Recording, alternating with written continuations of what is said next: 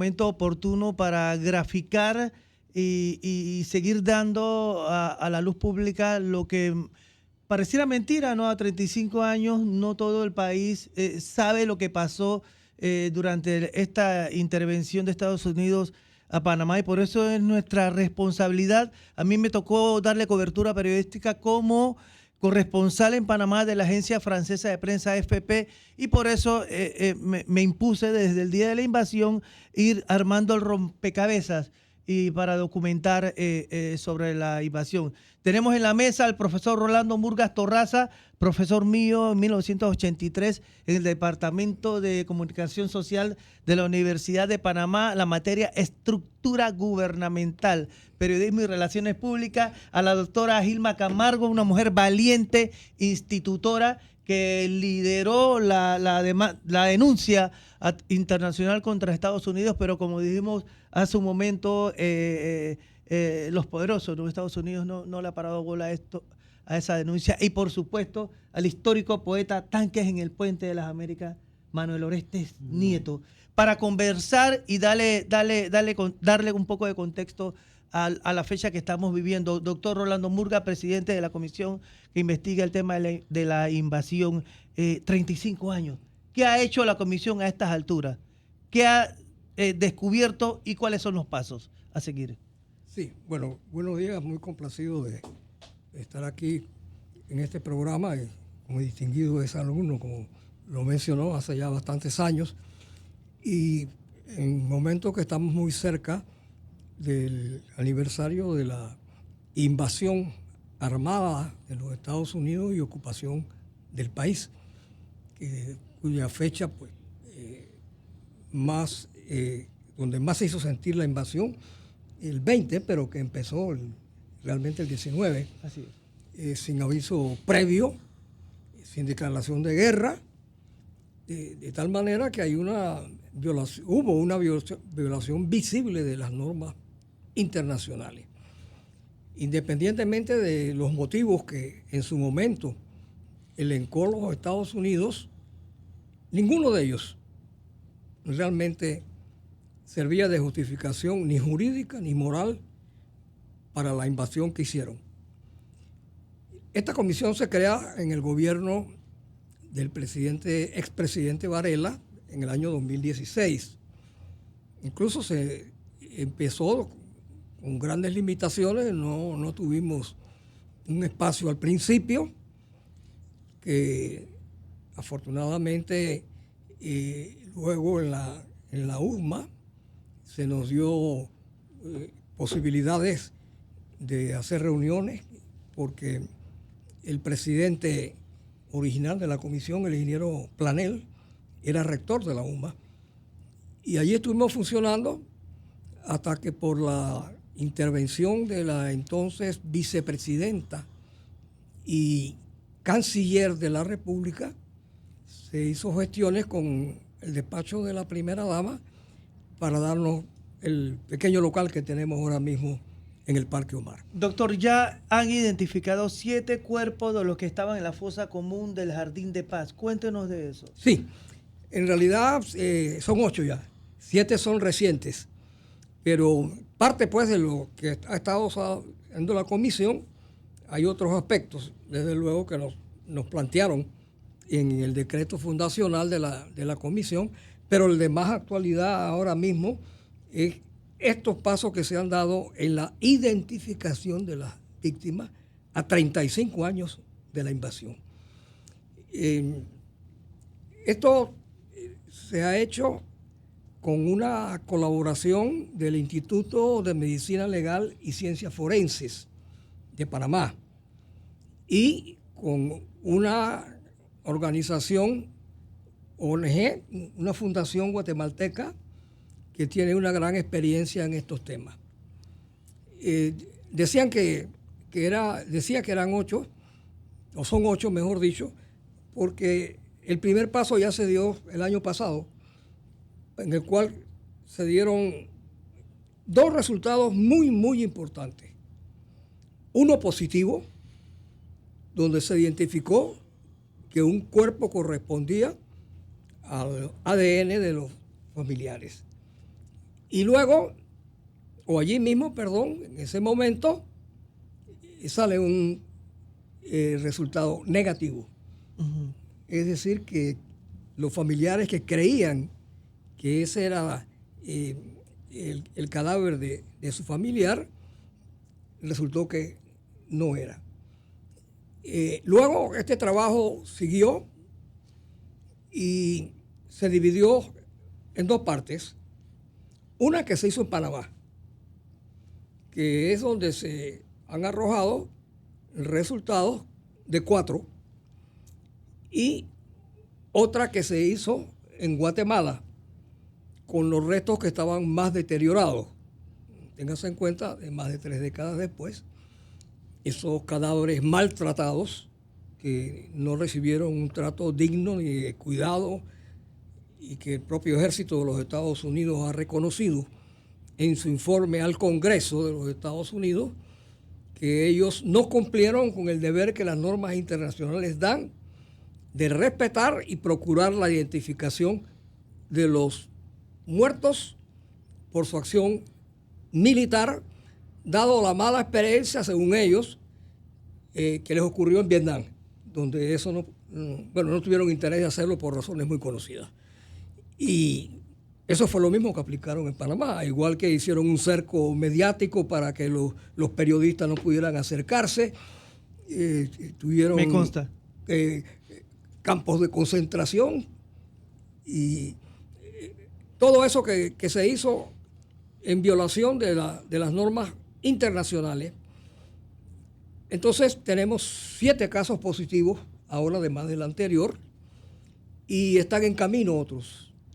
Hemos tenido que repetir algunas muestras que esperamos pues que también conduzcan a resultados, que se han enviado a Guatemala, porque en algunos casos los restos estaban tan deteriorados que la muestra que se tomó no posibilitó llegar al examen de ADN. Entonces este es un resultado muy impactante, porque hay testimonios de esos familiares que han pasado ya 35 años sin saber cuál es el cadáver de la persona, de sus nexos familiares. Además de esto, yo creo que es importante tener en cuenta, por los testimonios que se han dado y que ustedes han recibido, de qué pasó con los niños, los menores, que fueron impactados por la invasión, ya sea de manera directa en el escenario infernal que se generó. Doctor, dejémoslo un momento allí y conversemos con la doctora Gilma Camargo sobre los pasos jurídicos a nivel internacional que se han interpuesto y qué ha pasado con eso. Bueno, es muy interesante que me invites, muchas gracias. El informe de fondo de la Comisión Interamericana de Derechos Humanos de la OEA es el documento más completo de investigación que se ha hecho sobre la invasión, ya que incluye no solamente los testimonios de panameños y panameñas que sin la asistencia del gobierno por 28 años litigamos para lograr que a Estados Unidos se le responsabilice por la invasión.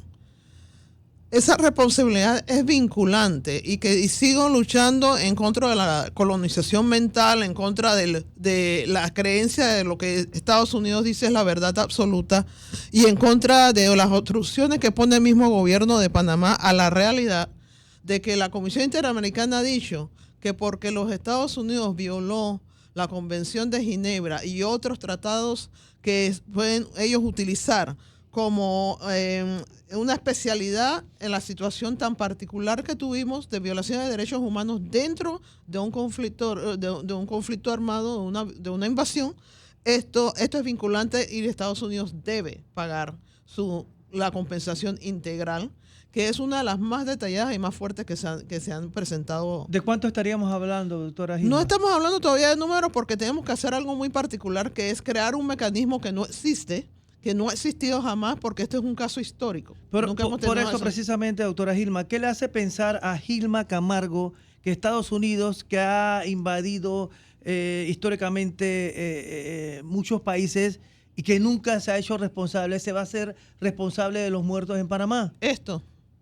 ¿Qué es eso? Este es un informe que ha hecho una investigación y que responsabiliza a los Estados Unidos. Y yo puedo tratar de convencerlos a ustedes todo lo que quiera, pero ya otros países tienen este caso como ejemplar histórico. Y hay un proceso que no existía antes tampoco. No existía una coordinación de seguimiento para la implementación de las recomendaciones de la Comisión Interamericana de Derechos Humanos, y no existía la determinación de un pueblo como la hemos tenido nosotros con este pequeño grupo de panameños que han participado, de que la comisión también cumpla con el proceso. Es un proceso complejo. ¿Y Estados Unidos ha dado alguna señal o alguna respuesta de lo que va a hacer o cómo acogió esa demanda internacional? El proceso, bueno, Estados Unidos, como dice el informe, Estados Unidos no pudo probar que lo que nosotros estábamos diciendo es mentira. Acudió a las audiencias sin tener las evidencias para combatir lo que hemos dicho, y por eso la conclusión de la comisión es tan contundente. ¿Por qué va a cumplir? Porque en la situación política que estamos viviendo en el mundo ahora, si Estados Unidos no comienza a cumplir con derechos humanos y derecho internacional, se va a ver aún más aislado y necesita la aprobación y la complacencia del pueblo panameño para poder continuar en esta región, y eso es lo que no queremos. Complicada esa tarea, sobre todo con la actual administración del señor Trump. Trump es un hombre muy práctico, ¿ve? Y es una situación en que si fuera por una cuestión de dinero solamente, ellos lo hubieran pagado y salen de eso, pero no es una cuestión de dinero, es una cuestión de responsabilidad internacional de derechos humanos y de dignidad y soberanía, por la que el pueblo panameño debería de estar no cuestionándome, sino apoyándome, porque logré algo que no ha logrado nadie más. A los Estados Unidos lo que más le preocupa es la divulgación de lo que dice aquí. El hecho de que el caso 10.573, informe de fondo, publicación José Isabel Salas Galindo y otros contra Estados Unidos, que es el que presentó la doctora Camargo ante la Comisión Interamericana de Derechos Humanos en noviembre 12 del 2018. Publicado en noviembre de 2018, pues, gracias a la Universidad de Panamá, que pudimos publicar miles de copias, pero que del gobierno de Panamá y todas las otras instituciones debían de apoyar para que este informe esté en manos de todos los panameños. Hagamos una breve pausa, doctora Camargo. Estamos en Radio Panamá 94.5 FM con el poeta Manuel Orestes Nieto, está también el doctor Rolando Murgas Torraza, la doctora Gilma Camargo, y vía Zoom tenemos a la doctora Ana López. Ella era una joven doctora que estaba en el Hospital Santo Tomás, en el cuarto de urgencia cuando empezó la invasión el 19 de diciembre. También tenemos en el Zoom al compañero institutor Abdiel de León, que tiene una visión y una versión poco conocida, ya que él desde una azotea pudo auscultar a través de binoculares todo lo que se estaba dando en el cuartel central. Vamos a dar la conexión internacional con la doctora López, que se encuentra en este instante en Estados Unidos, en Houston, para que nos cuente su experiencia de esa noche a partir del 19 de diciembre. Doctora, está usted en Radio Panamá 94.5 FM. Gracias por estar con nosotros. Abra el micrófono, hola, doctora. Buenos días. Sí. Buenos días, Manolo. Buenos días a todos los demás invitados. Un saludo desde Colorado. Definitivamente, Manolo, estuvimos nosotros de turno ese martes 19 de diciembre. Nos encontrábamos dos residentes de cirugía de primer año, el doctor Orlando Sousa y mi persona. Eran aproximadamente las 11:50 de la noche cuando yo bajé del salón de operaciones a las 11:15 a un llamado para ver un paciente por un dolor abdominal, porque ya estábamos preparados en el salón para hacer una apendicectomía y nos pusimos de acuerdo con el residente, con el otro residente de primer año y me tocó bajar a mí al cuarto de urgencia. En ese momento hice varias evaluaciones y precisamente a las 11:50 de la noche escuchamos ese gran estruendo. eh, Realmente para nosotros fue algo muy sorpresivo porque como residentes de cirugía general no teníamos idea realmente de que se estaba dando la invasión. En ese momento que me tocó vivir, comenzaron a llegar los heridos. Recuerdo bien al representante de Caledonia, a Ramoncito Ashby, que llegó con heridas de bala en el tórax vivo y tuvimos enseguida que ponerle un tubo pleural.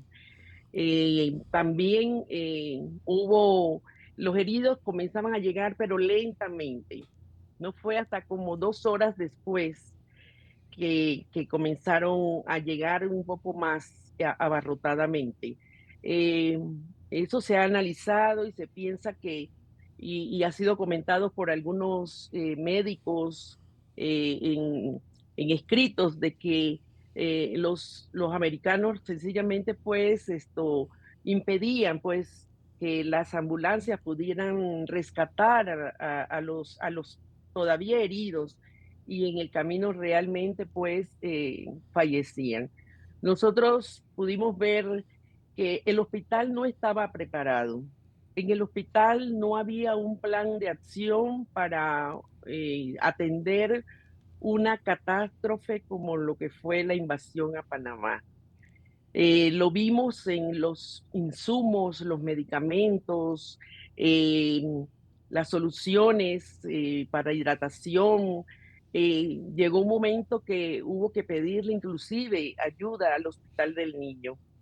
Recordemos que nosotros veníamos pasando una crisis económica en el país que estaba resentido el hospital y por lo tanto eh, eso fue una de las cosas que influyó mucho, pero bueno, se logró resolver. Eh, lo otro que me gustaría resaltar, que solo nos encontrábamos prácticamente en el cuarto de urgencia 5 médicos internos, 2 médicos generales o 3, si no recuerdo muy bien, pero éramos los que estábamos de turno. Y además en el hospital se encontraban todos los demás residentes que estaban en turno presencial. Una de las cosas que nos llamó mucho la atención, Manolo, es el hecho de que los pacientes que llegaban con las heridas eran pacientes con heridas pues de bala. Sabemos pues que se utilizaron eh, el, eh, el, se utilizaron armas de grueso calibre. Sabemos el armamento sofisticado que fue utilizado por primera vez en esta invasión. Y luego sabemos que fueron utilizados en la guerra pues de Afganistán, en la guerra Doctora, del Golfo. doctora, qué impresión se llevó usted al instante de recibir esos heridos y, digamos, la contundencia de las lesiones que presentaban en sus cuerpos? Sí, eso es algo que, por ejemplo, lo que veíamos más eran heridas de bala, de metralla, miembros amputados, piel desgarrada, lesiones contundentes, contusas en la cabeza. Eh, Hay algo que a mí me gustaría destacar ahí, Manolo, que llamaba la atención, la diferencia entre la cantidad de muertos y la cantidad de heridos que llegaban. No llegaba la cantidad de heridos porque nosotros tenemos que pensar que como no podían ser recogidos por las ambulancias, ese minuto dorado, esa hora dorada para el herido se perdía y por tanto el que estaba herido ya inexorablemente se convertía en uno más, que llegó entonces posteriormente en bolsas negras, donde pudimos nosotros pues darnos cuenta de que en una bolsa negra podían llegar 2 y 3 cadáveres, a veces cabezas solamente, eh, a veces cosas que no se podían realmente identificar. Nos llamó la atención el día 20, 21, 22 comenzaba a emanar un olor muy, muy, muy pútrido en el hospital. Tanto así que esto afectó a muchas de las personas que estábamos ahí, inclusive a los mismos pacientes que estaban. Eh, Se dice que en la sala 20 de neumología, que estaba muy cerca de la morgue, muchos pacientes comenzaron a tener eh, crisis asmáticas por estos olores. Sabemos que son gases que se emanan ante la gran cantidad de cadáveres que estaban apilados, porque no era una morgue tan grande, el aire acondicionado, las condiciones no eran las mejores para atender un gran volumen de pacientes, Doctora, de muertos. hagamos una breve pausa porque también tenemos en vía Zoom Abdiel de León. Abdiel de León está en silla de ruedas porque tuvo un accidente en la juventud y que lo ha confinado a la silla de ruedas, pero sí quiero hacer un breve comentario. Como corresponsal de la Fran Press me tocó ir el día 20 al área del Santo Tomás, cerca de la morgue, y lo que dice la doctora lo viví. El olor, es más, el olor no solo se sentía dentro del hospital Santo Tomás, sino en el perímetro.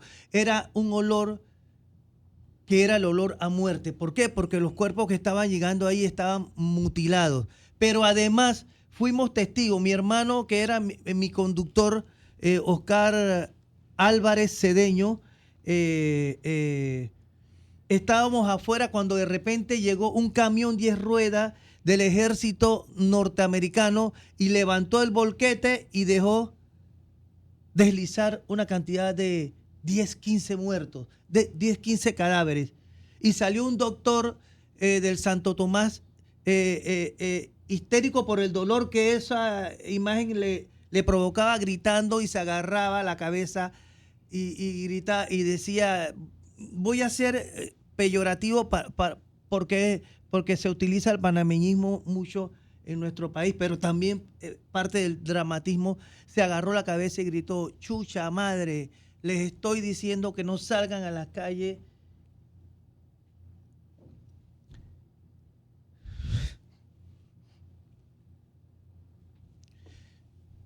Son escenas, ¿no?, que los están matando como perros.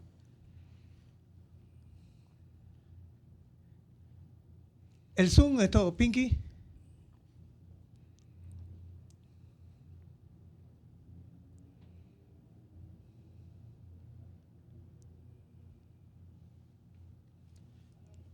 Abdiel, estás en Radio Panamá, cuéntanos. Abre el micrófono, Abdiel.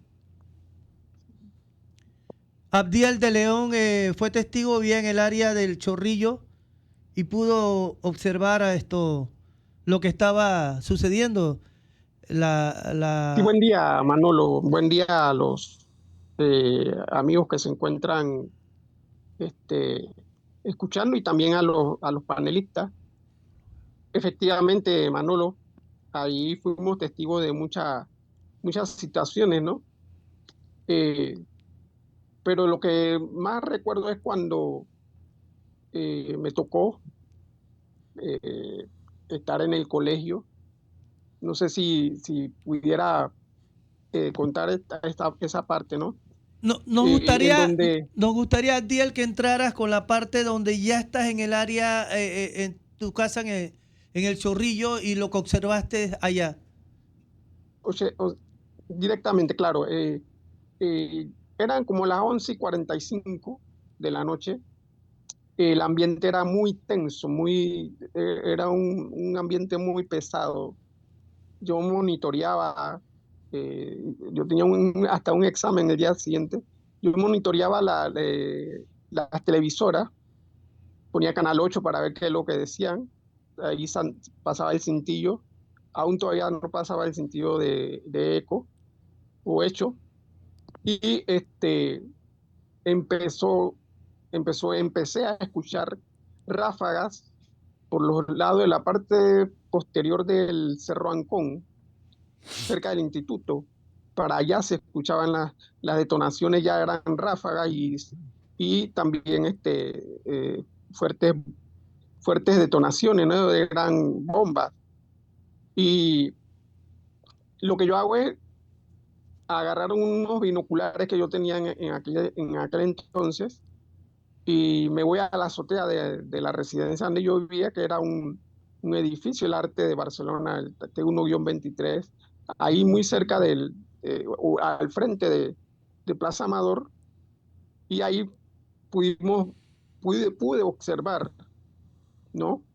Cuando empezaba a bajar esta cantidad de personas con tamugas, pasaban por la avenida A, pasaban por calle B, iban gritando, muchos llorando, y era así, era una gran cantidad de personas que iban caminando, corriendo algunos, y se escuchaban ya más cerca lo que eran los disparos, ¿no? Eh, y cuando yo veo eso de un lado, me asomo hacia el lado y me dirigí directamente a ver qué era lo que estaba ocurriendo en el cuartel. Desde allá de la azotea se veía claramente el cuartel. Y de repente hubo un apagón en todo el Chorrillo. Y pude observar a través de los binoculares cuando llegaron los helicópteros, eran entre 3 o 4 helicópteros Black Hawk, que empezaron a disparar, pero era una cantidad que describirla es como un chorro de agua, eran chorro de agua las balas que caían sobre el cuartel y las áreas aledañas, eh, y un estruendo muy fuerte, que es como cuando pasa una locomotora muy cerca de ti, así se sentía, se escuchaba esa descarga que tiraban los helicópteros Black Hawk. Y en ese instante pude ver también a un costado cuando un helicóptero pequeño, él llega a ese lugar, baja y posteriormente trata de subir con mucha fuerza y veo cuando cae. Y yo digo veo porque entre la oscuridad se veían sombras y también se veía la claridad por la cantidad de balas que caía, ¿no? De los otros helicópteros. Y pude observar cuando cae el helicóptero y no regresa, no sube más. Y bueno, posteriormente la situación se tornó un poco más, eh, porque yo quedé sorprendido, quedé casi como una estatua viendo esa situación y preguntándome qué era lo que estaba ocurriendo. Nunca había visto una situación como esa. Lo que hice fue bajar al apartamento donde vivía que estaban mis padres, mi madre, mi hermana, un tío, y lo que ellos hicieron fue en ese momento agarrar algunos colchones y ponerlos en las ventanas, porque las ventanas, casi la mayoría de las ventanas ya daban mirando hacia el cuartel, y lo que se veía eran lo que eran las balas trazadoras pasaban por doquier a donde uno mirara, y las detonaciones continuaban y eran cada vez más fuertes. se escuchaba hasta más cerca las detonaciones. Y en ese momento decían, no, es que hay que salir de aquí, no. Entonces yo dije, no, yo me impuse y yo dije, no, no, si nosotros salimos de aquí, va a ser peor. Si nosotros salimos a la calle, uno no sabe qué puede suceder. Pero lo que yo hice fue nuevamente subir a la azotea, pero también al mismo tiempo pensé, yo digo, no, voy a bajar para observar qué está sucediendo. Como en la parte de abajo del edificio había era un espacio muy grande, lo que era el zaguán de la entrada del edificio. Había ya, cuando bajé, hay una cantidad, pero muy grande de personas y así uno lo puede describir. Personas en panty, en brasiel, en calzoncillo, vomitadas, llorando, gritando. Y yo ideé algo. Pensé, subí nuevamente corriendo, busqué agua, habían medios galones de agua que yo tenía ahí, los agarré y unos vasos que acostumbrábamos a coleccionar vasos de plástico y empezar a repartirle a la gente y tratar de calmarlas. En ese momento eh, quise mirar qué era lo que estaba ocurriendo en la parte de afuera del edificio, abrí la puerta y cuando veo iban pasando este, dos personas muy fuerte armadas de los batallones de la dignidad. Entonces uno de ellos miró a donde yo estaba, se acercó y me dijo, ¿me puede dar agua? Yo, ¿cómo no? Porque yo pensaba, yo digo, en tiempos de paz o en tiempos de guerra uno no puede negarle agua a nadie. Y yo le di agua a las dos personas. Y luego ellos caminaron, cuando se tomaron el agua, caminaron y doblaron bajando por Plaza Amador, en la esquina del Rey, del supermercado del Rey de Plaza Amador, bajaron y posteriormente yo seguí dándole agua a los que se encontraban en el lugar, ¿no? Y se escucharon entonces las detonaciones, eran unas ráfagas de metrallas que se escuchaban. No sé qué fue lo que les sucedió a ellos, pero hubo un enfrentamiento muy cerca de ese lugar. eh, y lo que uno puede pensar es que pudo haberle pasado algo a las personas que había visto pasar por ese lugar. Posteriormente, lo demás eh, era más muy fuerte porque los bombardeos empezaron a eso como de la 1 de la mañana. El bombardeo se escuchaba muy fuerte y muy cerca. Eh, Hubo una explosión que fue la más fuerte, la más grande, que no fue en el mismo cuartel central, sino cerca de la Avenida de los Mártires, por donde está el cementerio de los chinos. Se vio el hongo cuando subió desde donde nosotros vivíamos, se veía todo eso.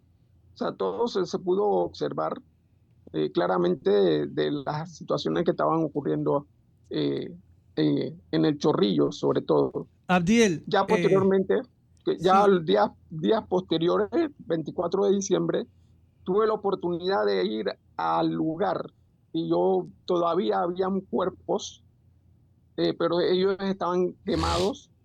Habían unos cuerpos que no estaban quemados, sino que eran solamente esqueletos. Y yo me sorprendí porque todavía no había pasado tanto tiempo para ver personas que nada más eran esqueletos. Y dramático, eso fue, dramático, Abdiel y de eso fue en la León, parte muy posterior, a la dramático parte de tu atrás del testimonio. cuartel. Hagamos una breve pausa.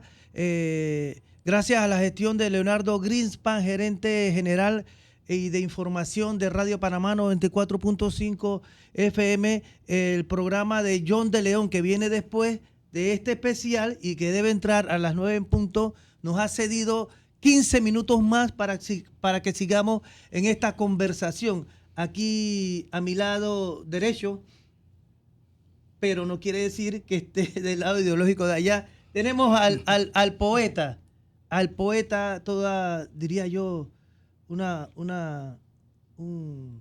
enorme ficha en cuanto a lo que es la lucha por la reivindicación de la soberanía nacional en la zona del Canal, con una proyección literaria profundísima. Hay un poema que a mí me impactó mucho, Tanques en el Puente de las Américas, para que nos hable. Sabemos que en ese momento usted estaba fuera del país de embajador, pero siguió de forma puntual lo que estaba sucediendo. ¿Cuál es la enseñanza histórica? Porque también aquí en este país, como esto lo tratan de poner de calle arriba y de calle abajo, cuando uno habla de la invasión, te responden que los 101 fallecidos y desaparecidos del régimen militar. Y los que están en contra de la invasión hablan, sí, en una sola noche hubo una gran cantidad de muertos. O sea, en su momento se habló de 10.000, 5.000, 2.000. Yo me voy con la cifra que dio la Iglesia Católica de 560 muertos, en su mayoría civiles. ¿Cómo tenemos que hablar de este tema, poeta? Bueno, pues empecemos por el final de decirte, ¿no?, que una de las responsabilidades finales de la comisión, como estaba hablando el doctor Murgas, será también rendir un informe en la medida de las posibilidades de la información fidedigna, que intentará precisar cuántos muertos hubo en la invasión. Pero no solo eso, es que además hubo otro tipo de desaparecidos que no murieron, pero que quedan en una incógnita sobre su destino y en la ausencia de los familiares. Yo siento que cuando avancemos en el informe general que esa comisión tendrá que darle al país, habrá suficiente certezas, no de las especulaciones que ha habido a lo largo de los años. Mira, yo soy historiador, no solo escritor. No hay la menor duda de que la invasión a Panamá ha sido y será, pues, a no ser que nos caiga una bomba atómica, el más grave, sangriento, doloroso e innecesario ataque contra un pueblo. Una invasión que vino desde dentro del propio país y que por todo lo que estamos viendo esta mañana y en las lecturas que uno puede tener ya de testimonios que también la comisión recoge dentro de sus anales para la información pública posterior, no hay la menor duda de que enlutecieron a un pueblo de una manera salvaje e innecesaria, y que aún habrá que situar en la historia de Panamá, como dice Gilma, estos hechos, porque constituyen parte principal de la historia de Panamá y que no está totalmente conocido 35 años después, ni mucho menos. Hay una bibliografía abundante, pero no suficiente. Y hay zonas oscuras sobre aún los muertos, ¿no? Eso es lo que nos trae ahora aquí. En lo personal, en efecto, yo no estaba en Panamá. le diré dónde estaba. Yo estaba en La Habana, Cuba. Aquí con los colegas de la prensa, existe la Agencia Prensa Latina, existe Bohemia, existe Radio Rebelde. Y sin darme cuenta, en cuestión de horas, me dediqué pues a ilustrar a esas emisoras con mayor nivel de detalle desde la misma noche del 20 de diciembre sobre el alcance que tenía esa invasión a Panamá, porque ellos tenían que contextualizarla y yo era un panameño, creo que hábil, y entendimos a las 2, 3 de la mañana que eso no se trataba de ninguna acción selectiva contra Manuel Antonio Noriega, sino que era una invasión de largo alcance y a nivel nacional.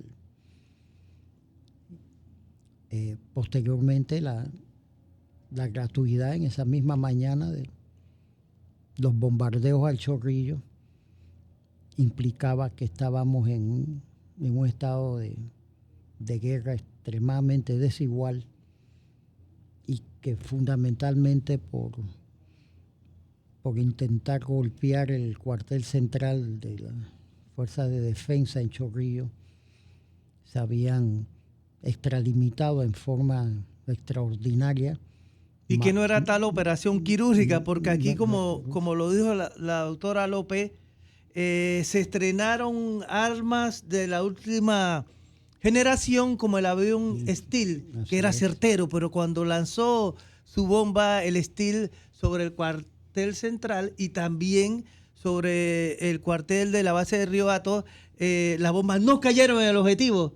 Entonces, en su momento se dijo, el Chorrillo lo prendieron los batallones de la Dignidad. Oye, con tanto fuego graneado y con la falta de certeza de los disparadores del Steel, por supuesto que eso iba a arder. Poeta, ¿por qué el Estado, 35 años han transcurrido, por qué el Estado panameño, o los gobiernos que han transcurrido, gobiernos panameñistas, gobiernos del PRD, gobiernos de Cambio Democrático, tres gobiernos PRD, 2 gobiernos panameñistas y un gobierno de Cambio Democrático, no han tenido la amplitud y la puntualidad de que estos temas que estamos aireando hoy a través de Radio Panamá 94.5 FM empiecen a tocarse en los colegios, tanto en los 21 años del régimen militar como esto? ¿Dónde estamos fallando como sociedad? ¿Y dónde han fallado estos gobiernos? Bueno, eso pudiera tener muchas explicaciones y teorías, ¿no? Acuérdese que existió con sube y baja una cátedra de las relaciones entre Panamá y los Estados Unidos. Esta invasión pudiera ser un capítulo de esas relaciones, y más sin embargo, pues ella fue frenada, no entra dentro de los pensum de estudio. Y de la misma manera... Durante la gestión de la entonces ministra de Educación, Lucinda Molinar, sí, se dio ese tema con las relaciones de Panamá con Estados Unidos, sí, como una intencionalidad de borrar la historia. Sí, yo diría que son intenciones. Aquí lo que sucede es que también está la otra contraparte que escribe. Yo siento que la bibliografía incompleta pero suficiente sobre los hechos de la invasión del 89 organizadas como docencia tiene que ser consumida no solo en las aulas escolares, sino en toda la sociedad. Por supuesto. Doctor Rolando Murgas Torrazas, ¿qué pasos siguen de la comisión investigadora de la invasión? Bien, nosotros tenemos una vigencia hasta enero del 2027. ¿Y dinero para trabajar? ¿Tienen recursos? En el ¿Financiamiento? En el presupuesto actual no se incluyó Porque el presupuesto se manejó entre un gobierno que salía y un el gobierno de entraba. Laurentino Cortizo no dio los fondos para que siguiera operando la comisión. En el presupuesto de este año no está la comisión, pero el señor canciller nos prometió que iba a gestionar en las partidas extraordinarias. Qué bueno, el canciller Martínez Hacha, del gobierno de y que señor Mulino. Para el año siguiente, al que viene, el 2026, se iban a incluir en el presupuesto de manera permanente. Entonces, eso plantea también que la comisión tarde o temprano tendrá que tener una duración permanente por todo lo que hay. Que no por supuesto, como en otros países. Exacto. Y ninguno de los que estamos allí, y me incluyo, tenemos interés en un continuismo. El día de mañana se pueden venir otras personas a estar en esto, pero es importante esta información que me permito transmitirle. Y la comisión al gobierno anterior le presentó un informe con recomendaciones de cómo plantear una reclamación a los Estados Unidos de América sobre la base tanto de las evidencias que se tienen, que se incluye incluso el pronunciamiento de la Comisión Interamericana, de la Asamblea General de las Naciones Unidas, que condenó la invasión, sino desde la perspectiva de todos los instrumentos internacionales que violó los Estados Unidos. ¿Y cuál fue la respuesta del pasado gobierno? Esto lo hicimos cuando estaba terminando el gobierno anterior. Ok. Entonces, esperamos que próximamente podamos actualizar, enriquecer ese informe con sus respectivas recomendaciones de todos los daños, es decir, los daños que hubo, el más dramático y de mayor impacto fue en las personas. Claro. Y los heridos, los muertos y heridos, pero también la reparación de daños causados. Y doy un detalle, Manolo, para terminar esta intervención mía. Hubo personas que fueron ametralladas y sus carros destruidos de manera infame. Y los bancos y financieras cobraron hasta la última letra de aquellos carros que estaban financiados. Igual con bienes que estaban sujetos a hipoteca. Qué duro por no ser peyorativo. Antes de darle la palabra a la doctora Gilma Camargo, voy a tratar de graficar un poco aquellos días de la invasión. Y a propósito de lo que habla, parece de lo que nos plantea el doctor Rolando Murgas Torraza, mi profesor de estructura gubernamental en comunicación social. Yo entré el 20 a eso del mediodía al Chorrillo y vi un auto Chevrolet azul, amarillo del 68, y lo relato por el impacto que me causó en ese instante lo que voy a contarles. Ese auto, una tanqueta de Estados Unidos, estaba frente a la Casa de Piedra, donde nació Roberto Mano de Piedra Durán. Le había pasado por encima y estaba totalmente aplastado, como cuando tú aplastas una lata de soda o de cerveza. Pero en la cabina delantera estaba el conductor y estaba totalmente carbonizado. Y yo he tratado desde ese 20 de diciembre conseguir la identidad de este conductor y no he podido. Lo más que me han contado es que era una persona que todos los días salía de su trabajo a esa hora, pasaba por la calle 27 del Chorrillo, se paraba porque ahí vendían, y creo que todavía venden cervezas, ¿no? Bien heladas. Se tomaba una cerveza, se comía un pescado y seguía hasta la chorrera. De ese caso nunca he podido, por más que he intentado, saber quién era esta persona.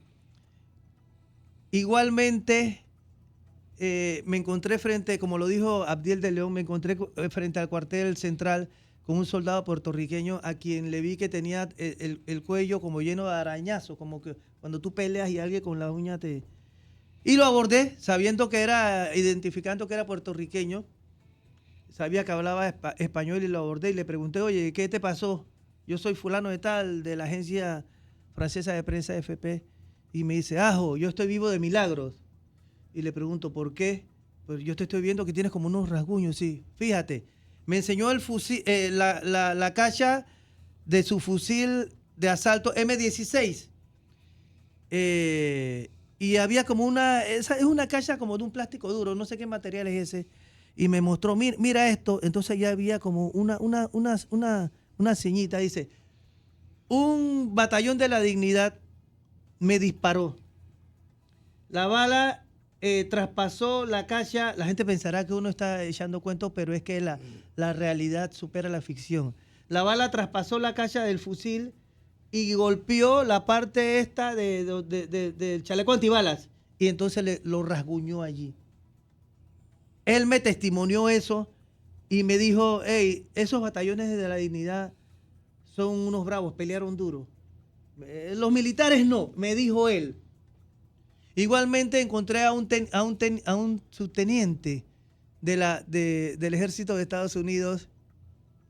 Y como lo dijo Abdiel de León, qué forma de Abdiel de graficar, es como una fotografía de lo que estaba en el Chorrillo, porque ahí también el olor a muerte, 2-3 días, era muy, muy fuerte. El 24 volví a entrar y me encuentro con este teniente y le digo, oiga, teniente, también hablaba español, teniente, ¿por qué huele tan mal? Aquí huele como a cuerpos descompuestos. Y dice, no, periodista, estás equivocado.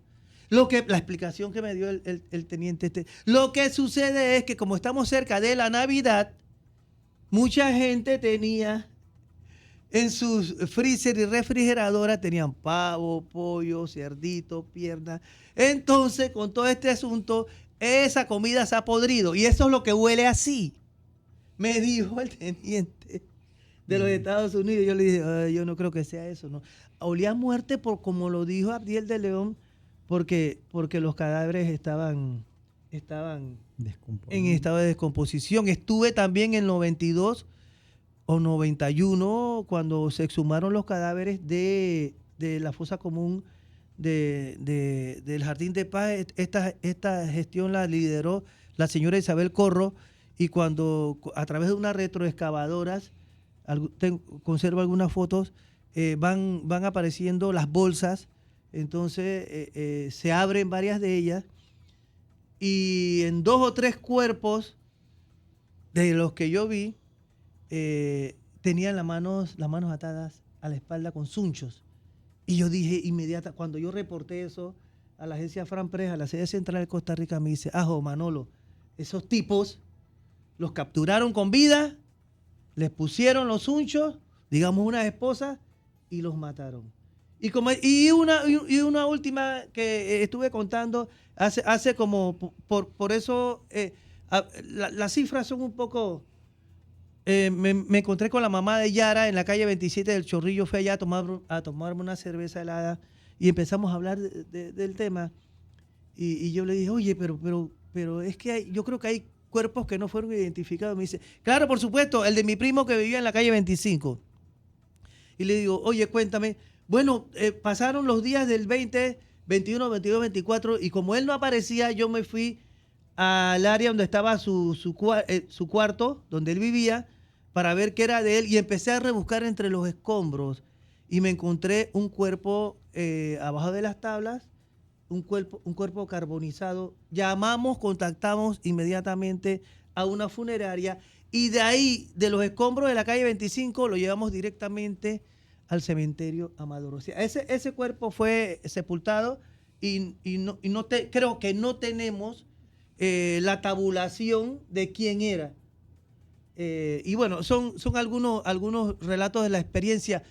Doctora Gilma Camargo, ¿qué toca ahora? Estados Unidos no le ha parado bola a este informe. Deje de decir eso. Sí. Hay un proceso que Okay. hay que seguir.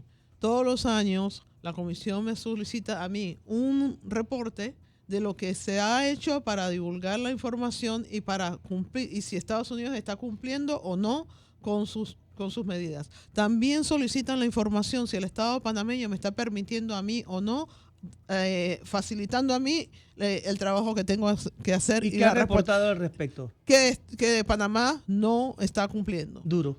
Estoy nada sorprendida de eso, porque las campañas aquí en contra de este caso son inmensas, y entiendo por qué, porque a los Estados Unidos le preocupa mucho que un pueblo se haya defendido y haya conseguido, sin la asistencia del gobierno, el tipo de determinación internacional como ha conseguido ahora. No podemos estar hablando de dólares. No sé cuánto tú quieres por todo el sufrimiento que has tenido, pero si tú me puedes dar una cifra inmediata de cuánto tú necesitas, yo te puedo decir que no te va a alcanzar, porque los derechos humanos no se miden en dólares. Doctora, deme 5 segundos que tenemos un oyente en Radio Panamá. Adelante, lo escuchamos. Cedo mi turno. Adelante. Cerró el oyente. Continúe, doctora. Jimmy, a las 9:15 tenemos que irnos. Continúe para ir cerrando, que se nos acabe el tiempo. La reparación para violaciones de derechos humanos y derecho internacional son integrales. Son en satisfacción, en asistencia médica, en conciencia nacional, en determinación de la verdad, de la justicia y la reparación. Aquí estuvo la familiar de Juancho Rodríguez, sí, el periodista español. Vamos a comenzar a hacer una serie de actividades, porque él se une, ya que el gobierno de España no logró nada, él se une como uno de los otros asesinados durante la invasión al caso Salas, y tenemos un proceso que continuar. Lo que necesitamos de la prensa no es que nos diga que Trump, que esto, porque a mí no me interesa Trump. Yo tengo que hacer mi parte y el pueblo panameño tiene que hacer su parte, que es apoyar el proceso y apoyarme a mí, porque en 35 años a mí nadie me ha dado un peso para hacer este trabajo. Doctora Gilma Camargo, tenemos a la doctora López en el Zoom. Doctora, su reflexión, que el tiempo nos apremia. Bueno, definitivamente pues hubo mucha ayuda de parte de los médicos, del personal paramédico, enfermeras. Muchos médicos tuvieron dificultades para llegar, y también esa parte de algunos que tuvieron renuencia en atender si se trataban de los batallones de la dignidad o pacientes o heridos, pues, civiles.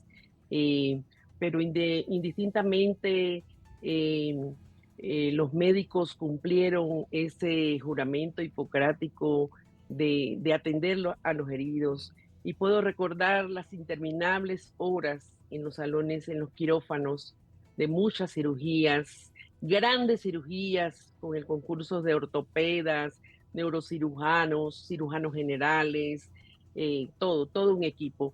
Para mí, mi respeto a todo el personal, no solamente médicos, sino todo el personal que tuvo que ver con las comunicaciones, porque a pesar de lo que estaba pasando, nunca se perdieron las comunicaciones. Nos comunicábamos telefónicamente y por Radio Nacional. Era una de las formas de conocer, ¿verdad?, la situación.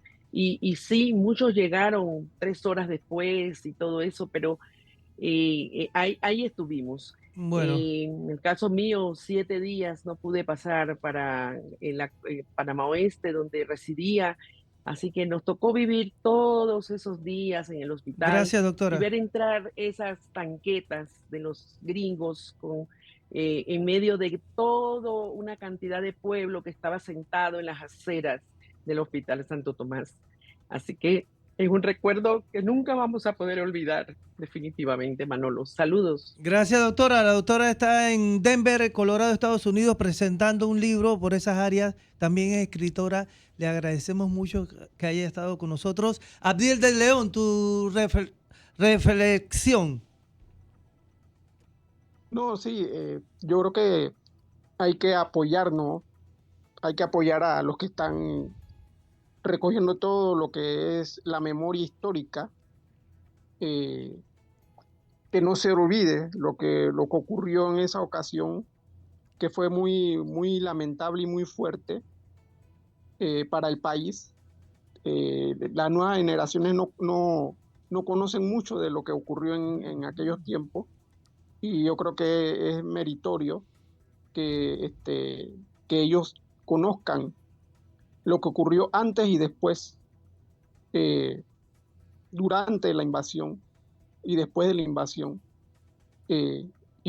La reflexión es que nosotros tenemos que hacer todo lo posible para recuperar la memoria histórica, que es nuestra identidad, es nuestra patria. Nosotros tenemos que ver siempre, mirar siempre nuestra patria, porque la patria es primero, y eso lo hacemos desde niños. Nosotros juramos ante Dios y ante la patria defenderla, respetarla, y es lo que uno debe hacer. Un abrazo, Abdiel, por tu participación acá en Radio Panamá. Sus palabras finales, poeta. No, decir que tenemos una responsabilidad, como él bien ha dicho, sobre la memoria histórica y otras reparaciones. Conciliar a una familia a través de los ADN que se logran uno a uno es importante, y cada muerto es cada muerto y cada familia es cada familia. Así que en nombre de la comisión, nuestro presidente aquí, decirles que nosotros seguiremos adelante buscando esa verdad incansablemente, y en eso estamos. Y agradecerte este programa. Este programa ya es un acto de divulgación y de remembranza de lo que aconteció en el año 1989. Gracias, poeta. Profesor, su reflexión final. Sí, yo diría que hay que rescatar dos cosas que han sido descuidadas. Uno, el papel de los médicos, enfermeras, personal de salud, que desafiando tanquetas y metrallas estuvieron en el Santo Tomás y también en el Hospital de la Caja del Seguro Social. Así es. Y por otra parte, reivindicar a quienes tomaron las armas para defender el país como mandaba la Constitución, y que fueron estigmatizados y olvidados. Doctora. El Estado no va a resolver este problema. Este problema se resolverá por medio del caso Salas. El Estado panameño, los gobiernos panameños son pro-yanqui y muy colonizados, y no van a hacerlo porque no quieren. La soberanía de Panamá siempre la ha defendido el pueblo, y seguiremos haciendo. Gracias. 9:19 de la mañana. Esto es Radio Panamá 94.5 FM con la doctora Gilma Camargo, con el doctor Rolando Murgas Torraza, el poeta Manuel Orestes Nieto, la doctora Ana López Abdiel de León, cumpliendo con nuestra misión histórica de que se sepa todo, porque este tema hay que airearlo y hay que discutirlo, hay que analizarlo y hay que llevarlo para que la verdad sea la verdad y salga a flote. Soy Manolo Álvarez Cedeño, esto es Radio Panamá 94.5 FM. Muchas gracias.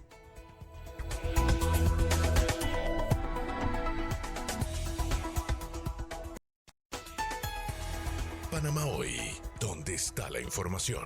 De lunes a viernes de 6 a 9 de la mañana por las frecuencias de Radio Panamá.